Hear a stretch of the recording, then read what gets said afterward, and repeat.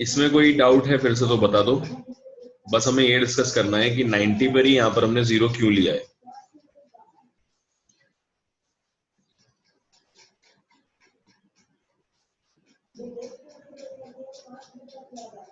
ठीक है, इसका ग्राफ भी बना लेते हैं। पहले इसका ग्राफ बना लेते हैं। कॉस थीटा आ जाएगा ग्राफ में, ये डायग्राम है, माइनस है और कॉस का ग्राफ बनेगा 90 पर। It will be 0 obviously. So इसका ग्राफ देखने में कुछ इस टाइप का हो जाएगा।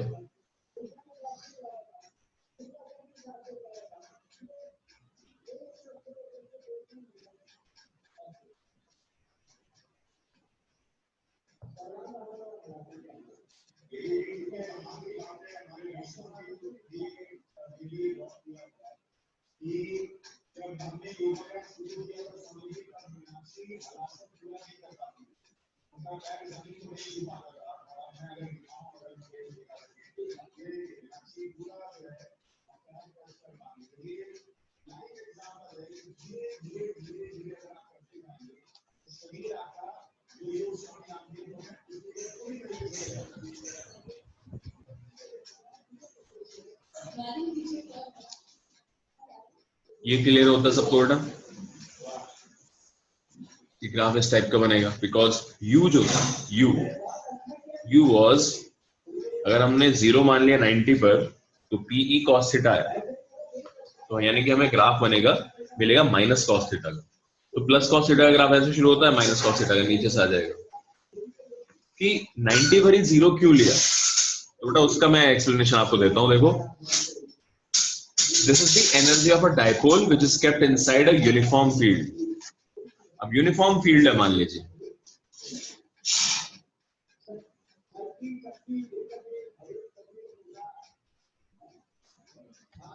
और आपने एक पॉजिटिव चार्ज लेके आए और एक नेगेटिव चार्ज लेके आए हो, तो वर्क डन जो होगा वो कुछ इस टाइप का होगा।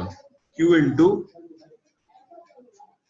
जो पॉजिटिव चार्ज है वो कहां पर रखा है, वहां का पोटेंशियल, और जो नेगेटिव चार्ज है वो कहां पर रखा है, वहां का potential. That will, this will be the total work done. इन दोनों का नेगेटिव करना है आपको, है ना, सबट्रैक्ट करना पड़ेगा। सो Q V1 माइनस V2, ये दो जगहों पर आपने, these are the two different positions where you have kept your dipole charge. So this is the work.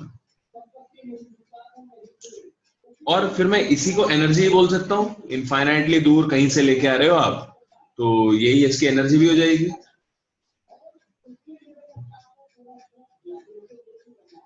ये वैल्यू 0 तब होगी जब V1 और V2 इक्वल है, और V1 और V2 अगर इक्वल है, they must lie on a surface perpendicular to the electric field. So U का वैल्यू जो है अपने आप ही 0 हो जाएगा। तो यानी कि जब आपका डाइपोल इस पोजीशन पर है, तो जितना पोटेंशियल यहां पर है उतना ही पोटेंशियल यहां पर होगा, एक्सटर्नल फील्ड की वजह से। तो आपने एक पॉजिटिव चार्ज रखा उस पोटेंशियल पे, एक नेगेटिव चार्ज रखा उस पोटेंशियल पे, total work done 0। That means total energy वहां की 0। इसलिए it is better to take कि भाई यहाँ की एनर्जी 0 ले लो। तुम्हारा सिर्फ रोटेशन की वजह से ही नहीं, ओवरऑल बाहर से आने की वजह से भी यहाँ पर पोटेंशियल एनर्जी 0 है। और फिर ये वाली एनर्जी और ये वाली एनर्जी कोई डिफरेंट नहीं है, ये सेम हो जाएंगे बेटा। ये फॉर्मूला यही आंसर देगा जो यहां से आएगा। So that is the reason.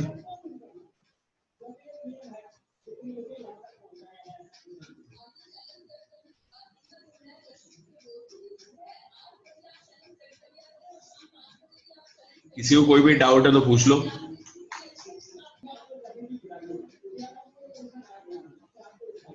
तो हमारा ये यूनिफॉर्म फील्ड हो गया, ऑसिलेशन हो गया, एनर्जी हो गया, फोर्स तो पता ही है 0 होता है, टॉर्क हो गया। अब बात करने में नॉन यूनिफॉर्म फील्ड।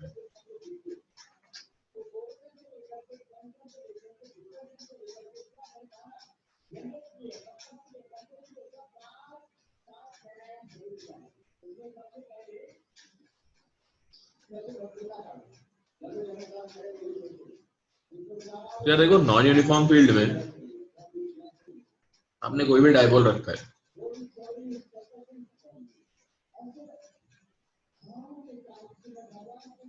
तो उस पर नेट फोर्स जीरो हो ऐसा जरूरी नहीं है, उस पर नॉन जीरो फोर्स भी हो सकता है, नॉन जीरो नेट फोर्स। तो ये नेगेटिव चार्ज है, पॉजिटिव चार्ज है, and it is kept in some non uniform field. तो उस पर जो नेट फोर्स लगेगा, अगर मान लीजिए इस वाले पार्टिकल पे कुछ इस डायरेक्शन में फोर्स लग रहा है, तो इस वाले पार्टिकल पे में भी हो सकता है कुछ इस डायरेक्शन में फोर्स लग रहा है।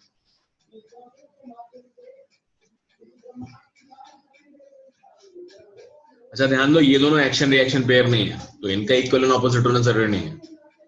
I am not writing the forces which are acting due to this, mutual force नहीं है मतलब इन पे। So I am not talking about the mutual forces. तो ये एक्सटर्नल फोर्स, एक्सटर्नल फील्ड की वजह से these are the two forces. तो नेट फोर्स कितना होगा,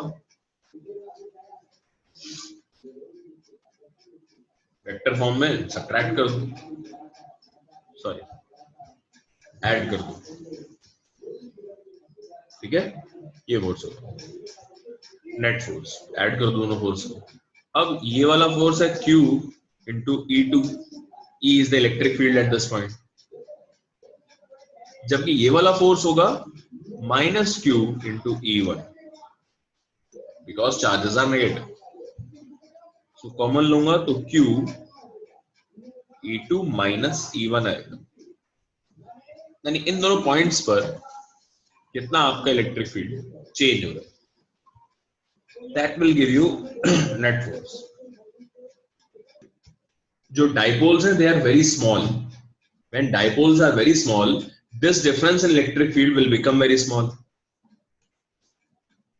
I can write it to be equal to what, delta E or DE, जो भी बोलूं। वैसे तो ये Q into delta E है, बहुत छोटा सा डिफरेंस हो गया तो Q into DE लिख सकते हैं हम इसको।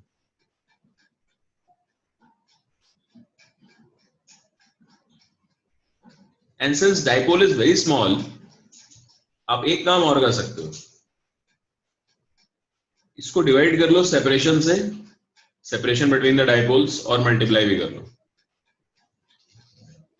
dr हमने यहां पर बोला है separation, dr is the separation between charges of dipole। Sir हाँ बोलो बेटा।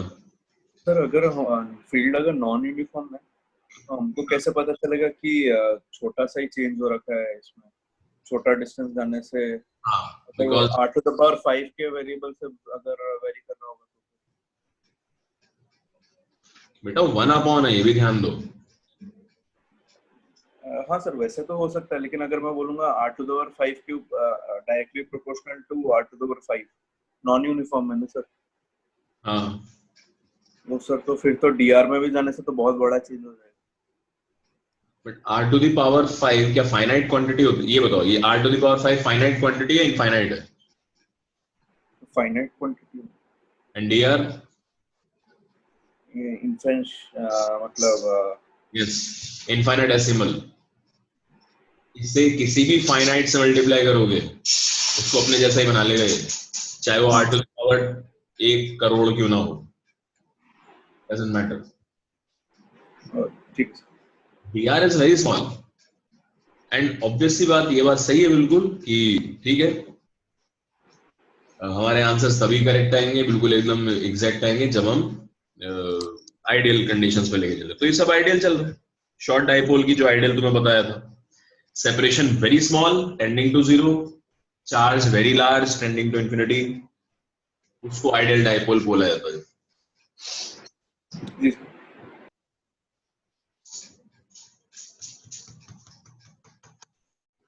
तो ठीक है, यहां से ये Q इंटू डी आर क्या बन जाएगा, ये डाइपोल मोमेंट बन जाएगा, ठीक है।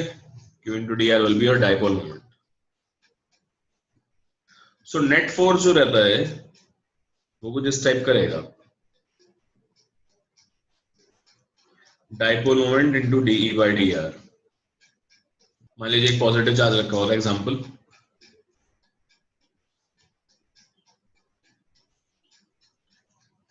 और इससे r डिस्टेंस अब एक छोटा सा डाइपोल रखा है ऐसे, इस डायरेक्शन में।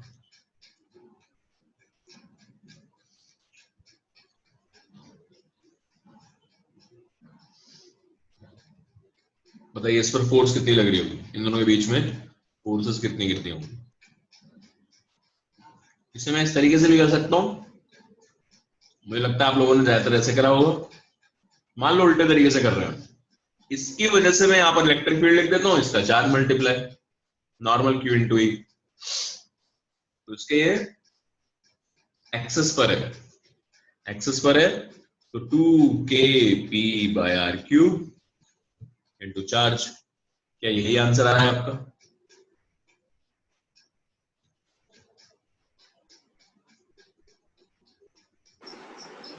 सर एक नेगेटिव साइन आ रहा है। अच्छा वो उस तरफ, वो उसके ऊपर फोर्स लगा रहा है ना। समझो नेगेटिव का मतलब समझो कि बताइए फोर्स का डायरेक्शन बताओ किधर होगा। Will they repel each other और अट्रैक्ट ईच अदर?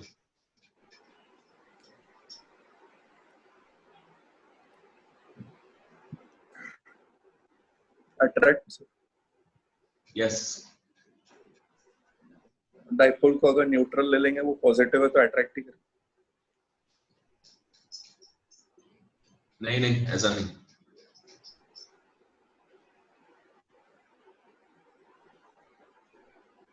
इस वजह से नहीं है बेटा, ध्यान से देखो।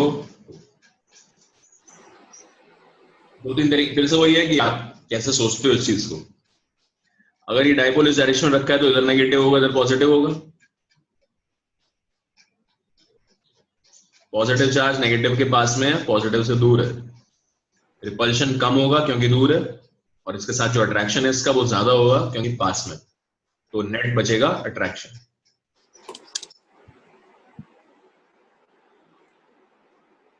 अगर उल्टा होता तो रिपेल कर जाता।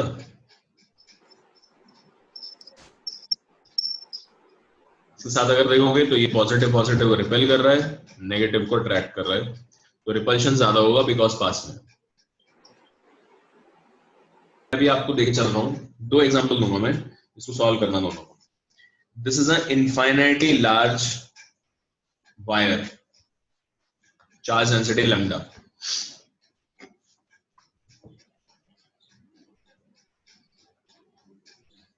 मैंने यहां पर एक बार डाइपोल रखा r डिस्टेंस पर ही, डाइपोल r डिस्टेंस पर है, ध्यान देना, डाइपोल r डिस्टेंस पर है इस डायरेक्शन, ऐसे, ठीक है। चलो ऐसे नीचे बनाया। So at a distance r there is a dipole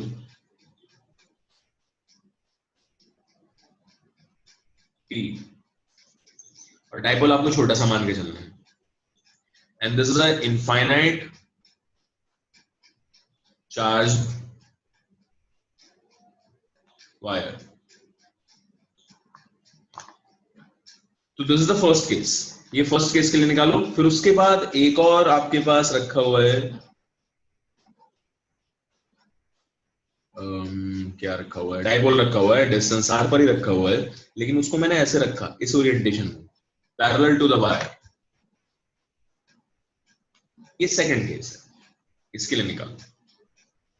and finally उसकी ओरिएंटेशन जो ऐसे, थर्ड वाला जो है उसकी ओरिएंटेशन कुछ इस टाइप में, तो मैं आपको जो है ना दिखाता हूं इस तरीके से कि मान लीजिए अब ये वायर है, this is an infinite wire, तो ये वायर होगा परपेंडिकुलर डायरेक्शन में ऐसे से।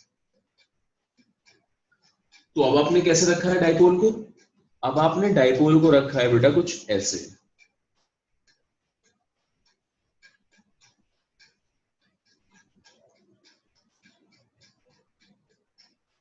ठीक है। Now this is the dipole P at a distance r like this। तो मैंने ये तीनों ही ओरिएंटेशन में रख दिया है। आपको थोड़ा दिमाग लगाओ, सोच समझ के करो, इसको बताओ। Forces, force on the dipole,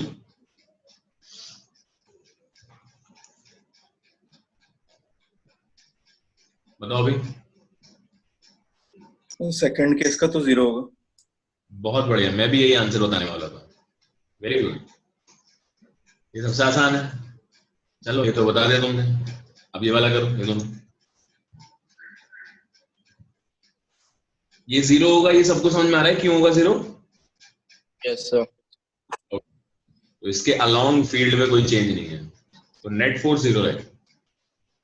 हाँ, टॉर्क जरूर आ जाएगा इस पर, ये समझो, ये इस पोजीशन में स्टेबल नहीं रह पाएगा, टॉर्क आ जाएगा, लेकिन इस पोजीशन में ही इस पर नेट फोर्स अभी जीरो है। Dipole moment into 2k by lambda। हाँ, dipole moment into 2k by lambda। 2k by lambda upon नीचे। सर 2k लैम्डा लैम्डा ऊपर होगा ना, by 2k lambda 2k lambda by by 2k lambda by r dipole में है। हाँ, अब वो ठीक लग रहा है। इलेक्ट्रिक फील्ड होती थी 2k लैम्डा बाय आर, अच्छा, ये होती थी। तो डीई बाय डीआर निकाल लो ना तुम इसके अलावा। जान डिफरेंशिएशन सही याद करो यार अच्छे से। नहीं सर, मैंने फॉर्मूला गलत लगा दिया था, मैंने 2k r by lambda ले लिया था फॉर्म। ठीक है, तो ये कितना आया बताओ? -2k lambda bye R square. ठीक है, तो मल्टीप्लाई कर दो p से, तो 2 -2k p 2k lambda p by R square, ये आ गया। तो इस पर फोर्स आएगा, अच्छा किस डायरेक्शन में आएगा इस पर फोर्स, यही बताओ।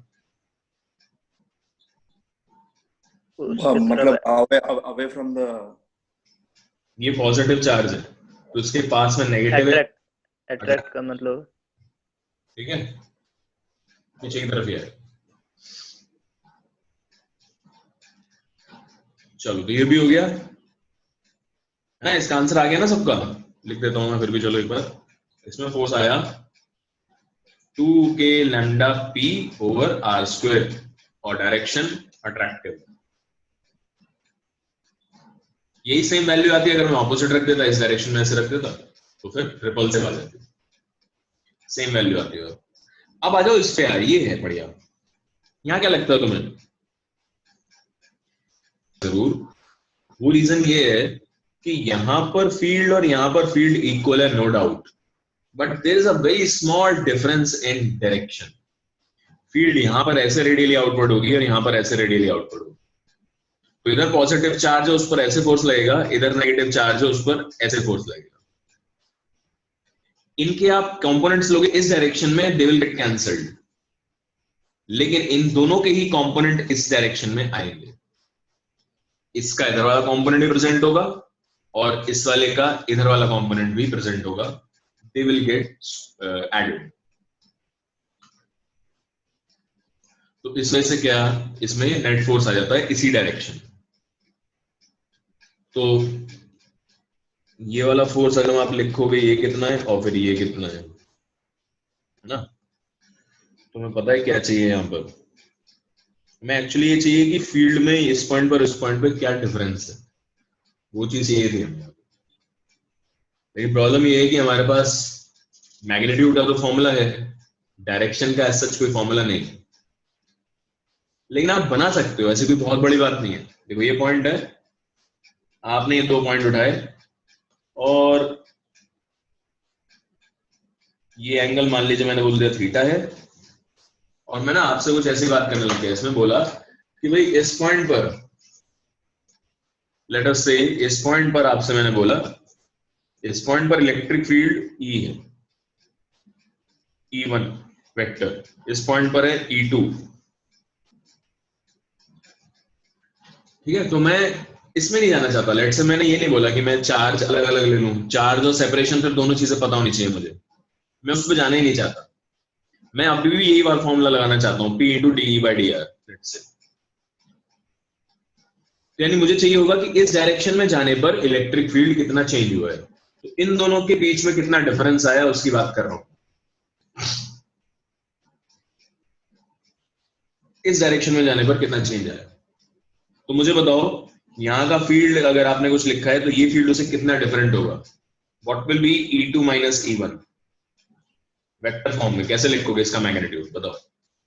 2E sin θ/2। Good, because magnitudes are same, दोनों के ही मैग्नीट्यूड बराबर है, डायरेक्शन डिफरेंस है, डायरेक्शन डिफरेंट है, और दोनों की डायरेक्शंस में थीटा का डिफरेंस है। सो वेक्टर अगर आप सब्ट्रैक्ट कर रहे हो तो दो equal vectors at an angle theta subtracted together, याद करो ये खूब डिस्कस किया है हमने क्लास में, 2e sin थीटा बाय 2। अगर इनका एडिशन करना होता तो 2e cos थीटा बाय 2। ये कहानी आ गया इसमें, ठीक है। अब एक बात अभी से ही समझ लो कि ये शॉर्ट डायपोल है। अगर ये शॉर्ट डायपोल है तो ये एंगल अपने आप ही डी थीटा हो जाएगा, बहुत छोटा सा एंगल हो जाएगा। और अगर ये एंगल बहुत छोटा सा है तो मैं इसको लिख दूंगा e इंटू डी थीटा।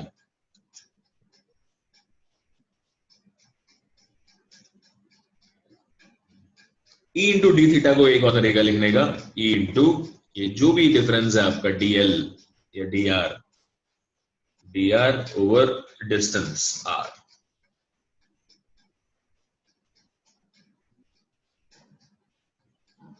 ठीक है ना, यहां तक तो वही है। अब क्या करें उसके बाद, this is the value of the difference in electric field.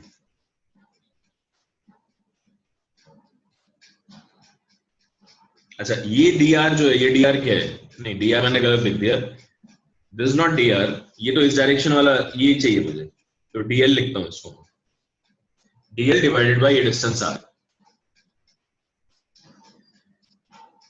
और अब क्या करेंगे इसमें, हाँ ये आपका डिफरेंस इन फील्ड है। इसी को अगर आपने q से मल्टीप्लाई किया होता, इसी को अगर हमने q से मल्टीप्लाई किया, डी सर dl और q तो मिलके p बन जाएंगे। p बन जाएंगे, सही बोला, बिल्कुल बिल्कुल सही बोल रहे हैं, p बन जाएंगे। तो ये p बन गया, तो e into p by r आ जाएगा।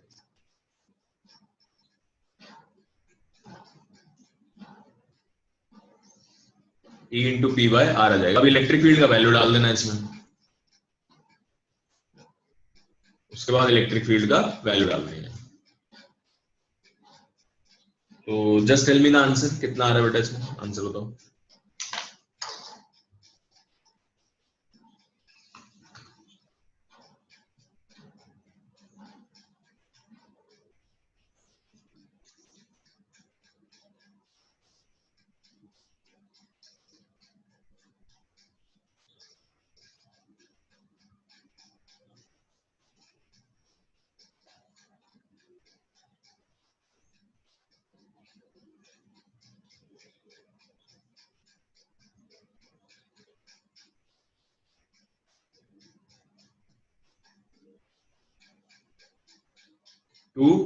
टू आएगा ना,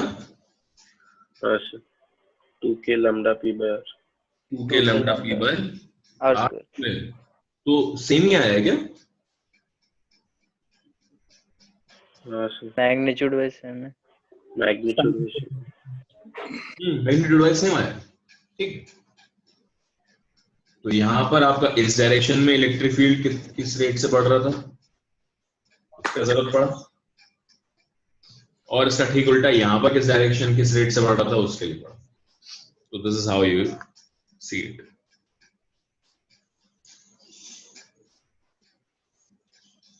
सर बोलो। सर हम ये सोच सकते हैं कि वो फोर्स की वजह से ये 3 वाला केस 1 वाला केस जैसा बन जाएगा। दोबारा बोल, दोबारा क्या? सर फोर्स जो लगेगा ऑपोजिट डायरेक्शन में, हाँ, तो उसके वजह से 3 वाला जो केस है वो 1 वाला केस के ओरिएंटेशन में आ जाएगा। 3 वाला 1 वाला आ जाएगा, मतलब ये चेंज होके इसमें आ जाएगा। हाँ सर। हाँ हाँ बिल्कुल बिल्कुल, क्योंकि ये देखो नेट फोर्स इस पे 0 था और इन दोनों में नॉन 0 था, लेकिन टॉर्क के हिसाब से सोचना होगा आपको। टॉर्क सोचो। अच्छा, इस वजह से ये मत सोचने लग जाना कि यार इसलिए फोर्स इक्वल आ गया है। ठीक है। डायरेक्शन तो नहीं आया ना सेम, आई थिंक इसका डायरेक्शन क्या आया था फोर्स का, इधर आया था अंदर की तरफ। हाँ। इसमें क्या डायरेक्शन आ रहा है, इसमें इधर आ रहा है। जी। सही है ना, इधर ही तो आ रहा है हाँ। डाइपोल के अलोंग। तो आप फोर्स को ऐसे भी लिख सकते हो, ये वेक्टर ही बना दो इसको, डाइपोल के अलोंग आ रहा है फोर्स। तो हाँ, ये चीज पलट के इसमें आ जाएगी। इनमें से यहाँ पर आपने देखा 0 फोर्स था, जबकि टॉर्क किधर होगा, टॉर्क तो होगा इसमें। इस पे एक फोर्स तो ऐसे लग रही है एकदम आउटवर्ड पॉजिटिव चार्ज पे, नेगेटिव पे अंदर, तो ये तो घूमने की टेंडेंसी है इसमें। इसमें भी एक फोर्स, इसमें कोई घूमने की टेंडेंसी नहीं है, इसमें नेट फोर्स, नेट टॉर्क 0 है। जबकि इस पे है। तो अगर आप इस सिचुएशन में कहीं पर भी छोड़ोगे ना तो ऑसिलेट ही करेगा, ये ऑसिलेट भी करेगा, मतलब it will move due to net force, because net force zero नहीं है, तो ओवरऑल इसका सेंटर मास ही मूव करेगा, बट ये घूमेगा भी, ऑसिलेट भी करेगा, रोटेशनल ऑसिलेशन। सर हाँ बेटा बोलो। सर यहाँ पे साइन मल्टीप्लाई करना होगा ना इसको सर, हाफ एंगल का साइन कंपोनेंट, हाँ तो सर उसको मल्टीप्लाई करेंगे तो फिर ये एक d by R square plus D square का रूट ओवर भी एक आएगा ना, मतलब d बहुत छोटा होगा पर कहाँ मल्टीप्लाई तो करोगे, कहाँ मल्टीप्लाई करोगे? सर फोर्स में जो हम लिखेंगे कि E into D by D are, वो जो लिखे sorry P into D by D are जो हम लिखेंगे सर। अच्छा अच्छा, तुम अभी भी वो सोच रहे हो। अच्छा बेटा एक बार एक चीज ध्यान से देखो जरा, क्या किया है हमने। We are writing the force as, हमने फोर्स नेट फोर्स को लिखा Q into E2 minus E1। इसमें कोई प्रॉब्लम है? तो वेक्टर फॉर्म में सबट्रैक्ट किया मैंने, तो वो जो E2 माइनस E1 है मैंने वेक्टर। अच्छा, मतलब वो ये जो अलोंग द डाइपोल वाला अलोंग सोचा ही नहीं मैंने, तो नेट सोच लिया ना, मुझे क्या फर्क पड़ता है कि किस डायरेक्शन में। ठीक। E1 E2 किसी भी डायरेक्शन में हो, नेट फोर्स यही आएगा, आप उससे बच नहीं सकते। इसका मैग्नीट्यूड निकालना है तो इसका मैग्नीट्यूड निकालना है।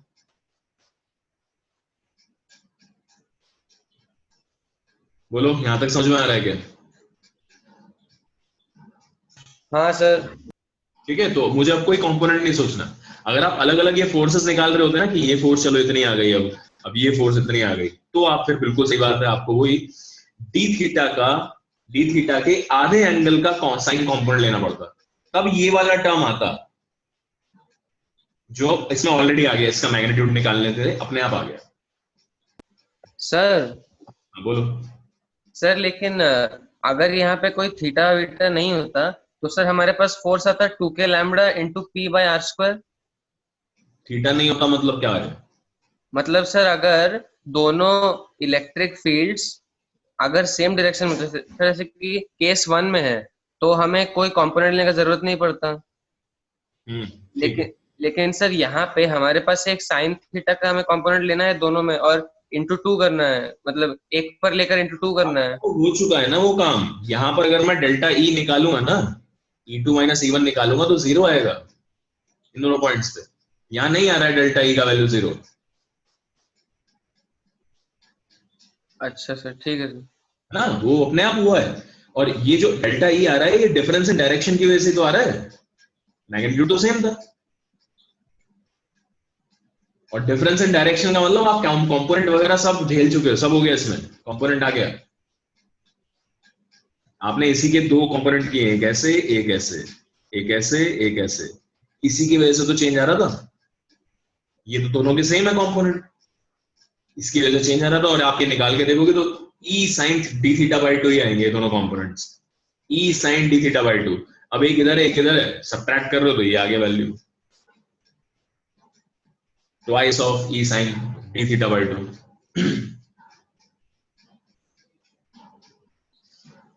अच्छा ये भी बता दो, यहां से यहां कैसे पहुंच गए, तो क्लियर है ना सबको? ये तो हमने थीटा माना था, हाँ, but short theta. Yes yes ठीक। और फिर ये dl बाय r लिख लिया मैंने इसको, ये ना dl ये वाला लेंथ dl और r ये वाला है। डाइपोल डाइपोल इंटरैक्शन बोलते हैं उसको।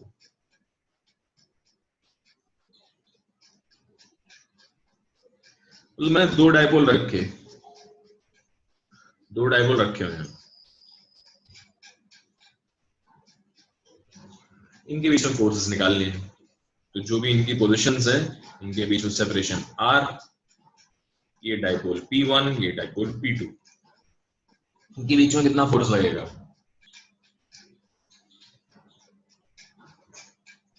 बेटा वही काम करो ना, dipole moment into d by dr। छोटे मोटे कामों में तो यही काम आएगा। Sir 6k P1 P2 by R to the power 4। हाँ, R to the power 4 तो एकदम बढ़िया है, R to the power 4 आता है बिल्कुल। 6 देखते हैं अभी 6 कहां से आया पता नहीं, चलो आ रहा होगा शायद, देखो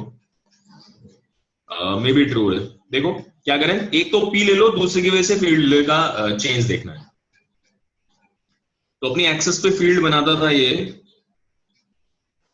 हाँ 6 ही आ जाएगा शायद, 2kp बाय आर क्यूब, तो डी बाई डी आर कितना आ जाएगा, -6 ही आ गया, सही है, 2kp बाय आर की पावर 4 और इनटू दूसरा वाला डाइपोल, तो ये E1 है P1 की वजह से एट पोजीशन P2।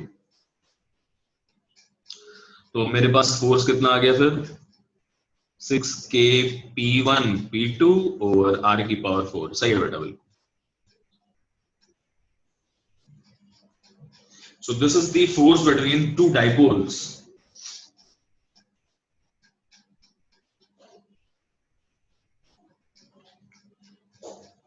अच्छा, अट्रैक्टिव रिपल्सिव जरा सोच के बताओ, फिजिकली अलग से सोच के बताओ। यहां से प्लस माइनस क्या आ रहा है ना, उस पे ज्यादा मत सोचना यार आपको, फिर वरना बहुत सारी चीजों का ध्यान रखना पड़ेगा। रिपल्सिव है। हाँ रिपल्सिव है पक्का? हाँ सर।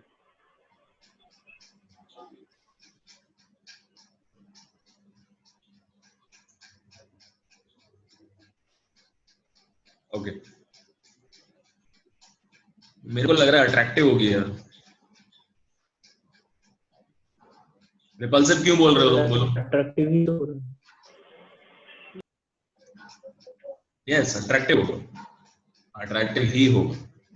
अच्छा उसका सोचने का तरीका मैं चार्जेस से नहीं सोच सकता, क्योंकि यहाँ पर 4 पेयर बन जाएंगे, एक इसका इसके साथ, एक इसका इसके साथ, फिर एक इसका इसके साथ और एक इसका इसके साथ, तो 4 अलग अलग फोर्सेस के बारे में सोचना है, वो नहीं सोच रहा मैं। दूसरा तरीका देखो, इसकी वजह से जो यहाँ पर फील्ड होगी उसका ग्रेडियंट सोचना है मुझे, डी बाई डी आर, तो इस डायरेक्शन में डिक्रीज करेगा, इलेक्ट्रिक फील्ड इस डायरेक्शन में जाने पे कम होगी। बेटा सब लोग सुन लो इसको, इसकी जो फील्ड है वो जितना आप इससे दूर जाओगे कम होती चली जाएगी, यानी यहां पर फील्ड ज्यादा है, यहां पर फील्ड कम है। यहाँ नेगेटिव चार्ज रखा है इसका या पॉजिटिव रखा है, नेगेटिव पे फील्ड ज्यादा है, यानी कि इस पर इधर की तरफ फोर्स ज्यादा लगेगी, और इस पर फील्ड कम है तो इस इधर की तरफ फोर्स कम लगेगी, तो नेट क्या बची, इस डायरेक्शन। सो ये इसको इधर खींच रहा है, तो थर्ड लॉ से, न्यूटन थर्ड लॉ से ये भी इधर खींचेगा। So these forces are attractive. तो डाइपोल्स अगर सेम डायरेक्शन में रखे हैं तो attractive force,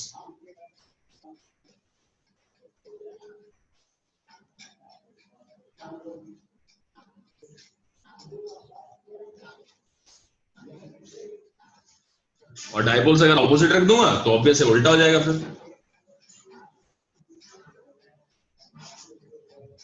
in opposite direction repel है ना, ये अट्रैक्ट कर लो इसको, dipoles in same direction attract, dipoles in opposite direction repel.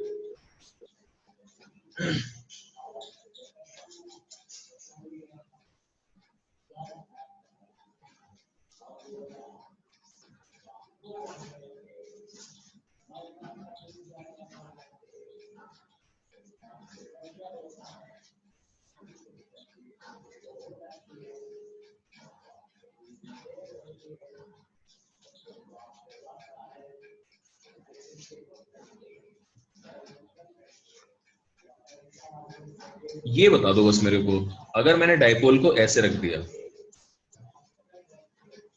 Separation वगैरह सब गिवन है आपको, बस मैं ये जानना चाहता हूं अट्रैक्शन होगा, रिपल्शन होगा, क्या होगा, मैग्नीट्यूड छोड़ो, ये बताओ।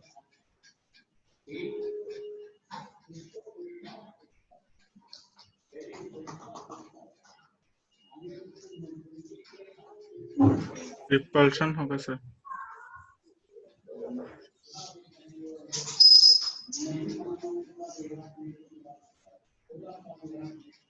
और सोचो बेटा, और सोचो, अच्छे से सोचो।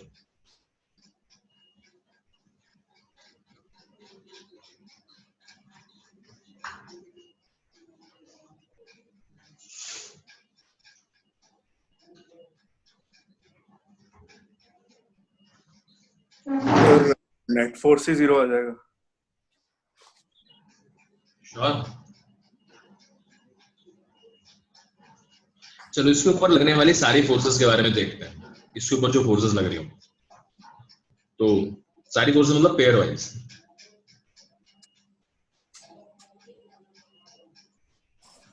पेयर वाइज मतलब ये पॉजिटिव इस पॉजिटिव से रिपेल हो रहा होगा तो ऊपर की तरफ फोर्स लगेगी इससे, और ये वाला जो पॉजिटिव है ये इस नेगेटिव से अट्रैक्ट हो रहा होगा तो एक फोर्स ऐसा है। अब ये नेगेटिव जो है इस वाले नेगेटिव से रिपेल हो रहा होगा तो एक फोर्स इधर आएगी, और ये नेगेटिव जो है इस वाले के साथ अट्रैक्ट हो रहा होगा तो एक फोर्स अट्रैक्ट हो रहा होगा ना, तो इधर आएगी।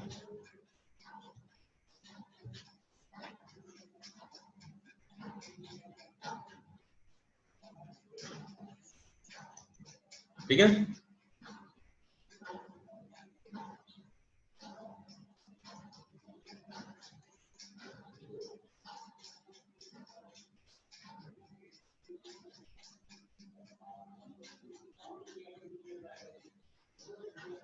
अब देखो होता क्या है इसमें,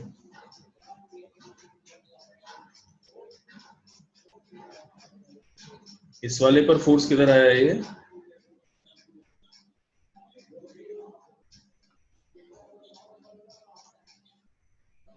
अच्छा इसमें रिफ्लेक्शन नहीं आ रहा है, एक मिनट सर हाँ बोलो। सर अगर इक्वेटोरियल पोजीशन में अपना ये डाइपोल के ऊपर मतलब जो नेट फोर्स आता है वो तो 2 माइनस के क्यूब के पी बाय आर क्यूब आएगा ना सर। यस यस यस, तो सर वो तो सेम ही मतलब वर्टिकल डिस्टेंस में है क्योंकि पैरेलल रहेंगे, तो नेट फोर्स तो 0 ही आ जाएगा ना।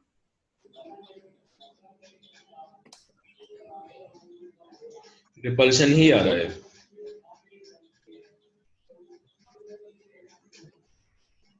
नहीं तुम ही बोल रहे हो इलेक्ट्रिक फील्ड तो इस डायरेक्शन में है, इस पोजीशन पे इलेक्ट्रिक फील्ड इस डायरेक्शन में है, लेकिन हमारा सिर्फ इलेक्ट्रिक फील्ड की डायरेक्शन से काम नहीं चल रहा है, सुन लो ध्यान से, देख लो। हमें इलेक्ट्रिक फील्ड की डायरेक्शन को ही चाहिए, हमें चाहिए डीई कितना है, D E by D R actually, but D E कितना है यानी कि आर के साथ ये जो भी इसमें आर है, आर भी क्या है ये भी समझ लो, आर जो है वो दूसरा वाला ये वाला जो डाइपोल है उसके अलोंग है ना। जब भी हम इक्वेशन ये वाली लिखते हैं तो P D E by D are.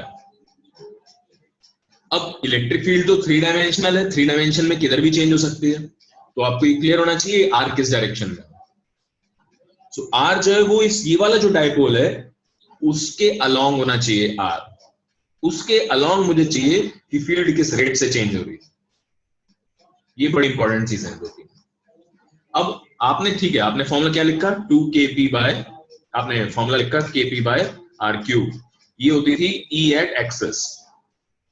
क्यों हम ये ले रहे हैं, क्योंकि हमें पता लगा कि एक डाइपोल दोनों डाइपोल ऐसे रखे होते, लेकिन ये आर क्या है, ये आर है यहां से ये वाला डिस्टेंस, ये वाला हुआ करता था यार, तो इसकी वजह से यहां पर अगर आप फील्ड लिखोगे तो ये आ जाएगा, लेकिन हमारी इक्वेशन में ये डी आर क्या है, ये जो दूसरा वाला डाइपोल रखा है उसके अलोंग डायरेक्शन।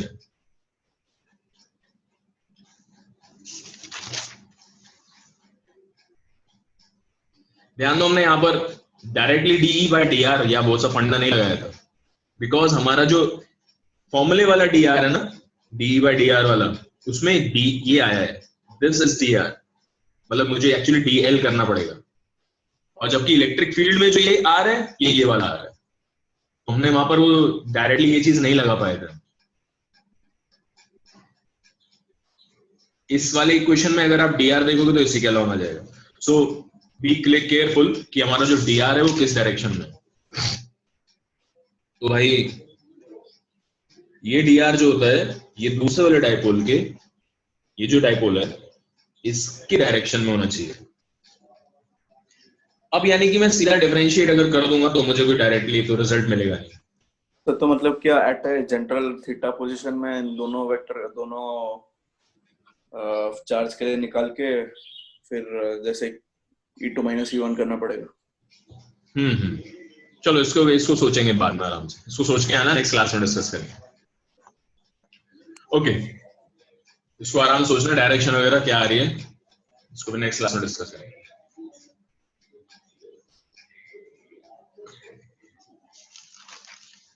ठीक है, तो ये सब डाइपोल की कहानी हो गई। हमारे पास टाइम है क्या अभी? नेक्स्ट क्लास करने मुझे 15 5 मिनट। 5 मिनट में ये चीज सुन लो। Dipole is a vector quantity, dipole vector quantity होता है ये। तो अगर आपको मान लीजिए मैंने ऐसे ले लिया कि एक 2q चार्ज है, यहाँ पर एक -q और यहाँ पर भी एक -q, they are forming an equilateral triangle. इसका नेट डाइपोल मोमेंट बताओ।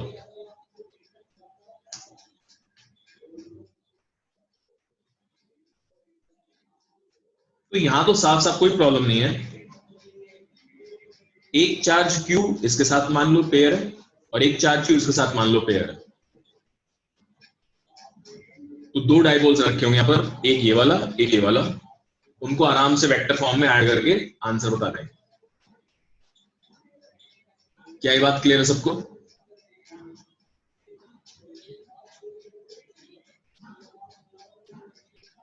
जल्दी बोलो बेटा, ये वाली चीज क्लियर है? क्या करना है? हाँ जी सर। तो आपका नेट डाइपोल मोमेंट कुछ ऐसे आ जाएगा, ठीक है, बीच में। उसके बाद अच्छा, ऐसा आप हमेशा कर सकते हो, if net force is 0, no sorry, net charge is 0।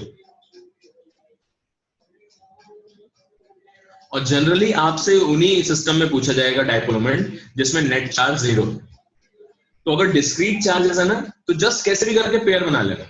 जैसे मान लो मैंने बोला कि एक 3q चार्ज ये दिया हुआ है, एक 2q चार्ज ये दिया हुआ है, और यहां पर मैंने तुम्हें क्या काम करा,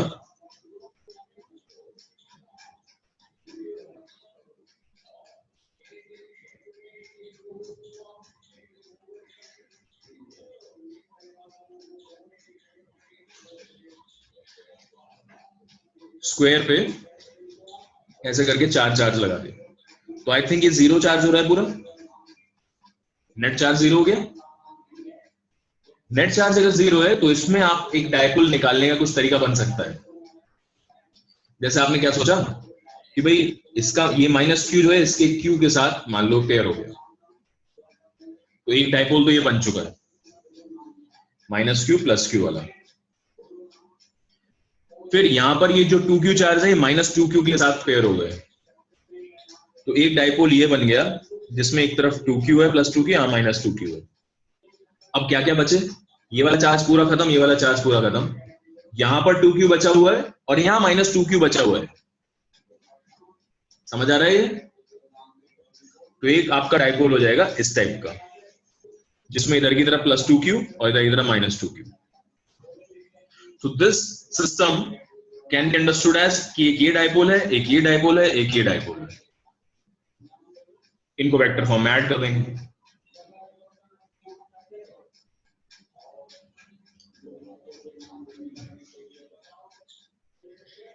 एग्जाम्पल हम देख चुके हैं ऑलरेडी। पहले मैंने आपको एक रिंग दिया था यारो, और रिंग में जो है चार्ज डेंसिटी दे दिया था कुछ इस तरीके से, charge density changes with this angle theta.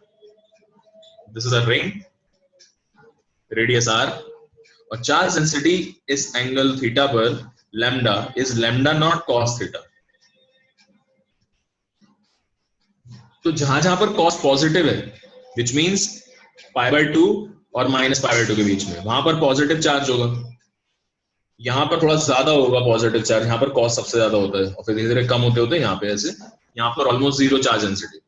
इधर की साइड पे नेगेटिव नेगेटिव नेगेटिव बहुत सारा यहाँ पर, और फिर धीरे धीरे ऐसे कम होता चला जाएगा। तो इस पर भी नेट चार्ज अगर आप निकालोगे तो 0 है, नेट चार्ज इज 0। इस पर डाइपोल मोमेंट कैसे लिखना है ये आपको आना चाहिए। तो इस पर डाइपोल मोमेंट लिखने का तरीका होगा lambda, sorry, integration of r dq। Integration से आपको अगर निकालना है तो this will be your dipole moment.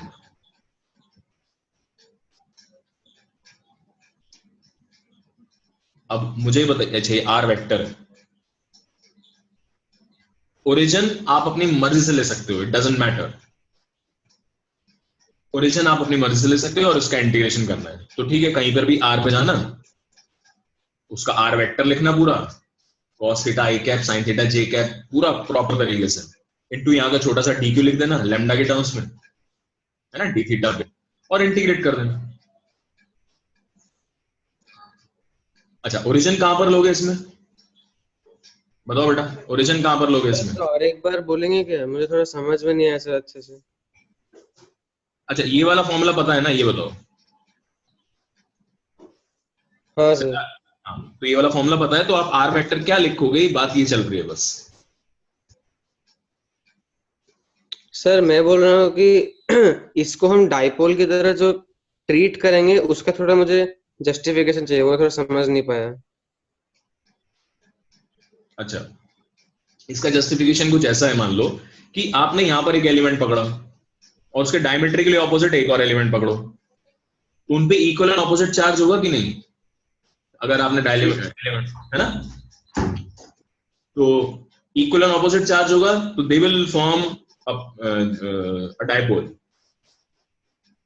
तो कोई भी दो डायमेट्रिकली ऑपोजिट पॉइंट अगर आप पकड़ो ना इस पे, उस पे हमेशा इक्वल एंड ऑपोजिट चार्ज आएगा। कोई भी दो छोटे छोटे एलिमेंट पकड़ो सेम साइज के, तो इक्वल एंड ऑपोजिट आएगा। तो यहाँ पर डाइपोल जो है इस तरीके से रखे हुए बहुत सारे छोटे छोटे डाइपोल से मिलके बना हुआ है ऐसे, ठीक है। तो ठीक है कुछ सर। डाइपोल ऐसे भी हैं, कुछ डाइपोल ऐसे भी हैं, तो उनका कलेक्टिव सम अगर आप सोचोगे तो कुछ आ जाएगा, इस डायरेक्शन में आ जाएगा, और वो भी अल्टीमेटली ये डाइपोल कुछ इस डायरेक्शन में आएगा।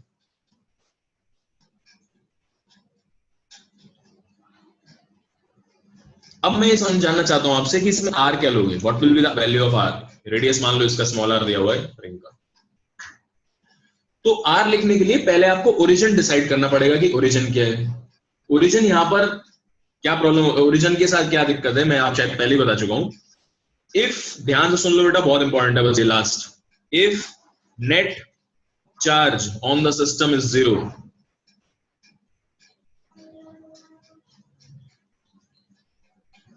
then its dipole moment is independent of the position of origin, or position of independent of origin लिख देता हूं सीधा, कहीं पर भी origin ले सकते हो आप, उसका डाइपोल मोमेंट सेम आएगा।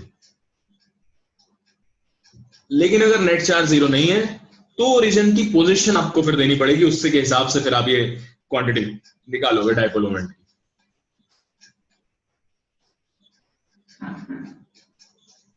ये कुछ उसी तरीके से है जैसे टॉर्क याद करो, टॉर्क में टॉर्क होता था आर क्रॉस एफ, ठीक है, और अगर कंटिन्यू ऐसे फोर्सेस लगे हुए हैं तो कुछ ऐसे लिखा हुआ है आर क्रॉस डी एफ का integration.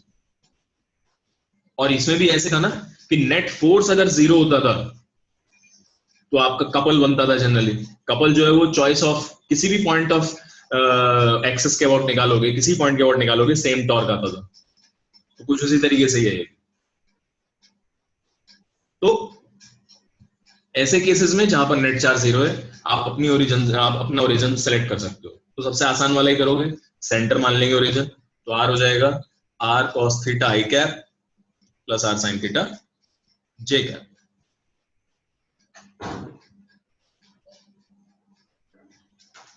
If net charge on the system is 0, then its dipole moment is independent of the origin. And that's it.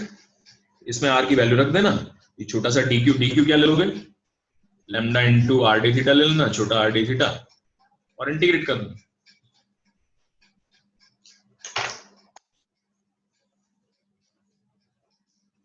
So इस तरीके से कंटिन्यूअस वाले करे जाते हैं। हम इसको फिर से नेक्स्ट क्लास में जो है आगे लेके चलेंगे, एक दो एग्जांपल देखेंगे। जब तक नेट चार्ज 0 है इट डजंट मैटर, आप कहीं पर भी ओरिजिन लेके जैसे आपका मन करे वैसे सॉल्व कर सकते हो।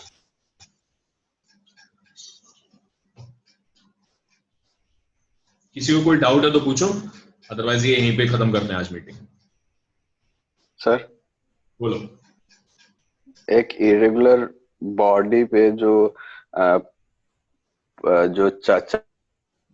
चार्ज डेंसिटी इनवर्सली प्रोपोर्शनल होता है 1/r से, मतलब प्रोपोर्शनल होता है 1/r से, वो कैसे होता है? कहाँ बोला मैंने, तो कहीं नहीं बोला बेटा, ऐसा नहीं होता। मैंने तुम्हें बस एक्सप्लेन किया था कि वो उस वजह से जहां पर शार्प होती है बॉडी वहां पर सिग्मा ज्यादा आता है। देख लेना वापस से आप लोग, मैंने ये नहीं बोला था कि यहाँ पर आप रेडियस ऑफ कर्वेचर ले लो 1 पॉइंट का और फिर सिग्मा जो है प्रोपोर्शनल होगा 1/r। नो, ऐसा नहीं है, ये गलत है। This is only true when there are two spherical bodies, when two completely spherical bodies separated very large, बहुत फर्दर अपार्ट, और आपने इसको एक कंडक्टर से ज्वाइन कर दिया, तो इसका रेडियस अगर r1 है और इसका r2 है, तो यहां पर सिग्मा 1 और सिग्मा 2 के बीच में जो रेशियो होगा वो रेडियस के इनवर्सली प्रोपोर्शनल होगा, क्योंकि आपको एक तो पोटेंशियल इक्वल करना है, ठीक है, और यहाँ पर और दे आर नॉट, इंडक्शन नहीं हो रहा, इतनी दूर है कि इंडक्शन नहीं हो रहा। ये वाली चीज मैं कंटिन्यूस बॉडी में नहीं बोल पाऊंगा, कंटिन्यूस बॉडी में नहीं बोल पाऊंगा, बिकॉज यहाँ पर ये वाला अगर आप स्फीयर ले लो और यहाँ पर अलग एक स्फीयर ले लो, they can not be very far apart, तो इंडक्शन वाला इफेक्ट भी आता है। लेकिन ये जरूर है कि जहां पर रेडियस ऑफ कर्वेचर कम होगा वहां सिग्मा ज्यादा होगा, ये ट्रू है, बट एग्जैक्टली ये वाला रिलेशन आएगा, दिस इज नॉट ट्रू, ये नहीं आएगा, इसमें नहीं आएगा।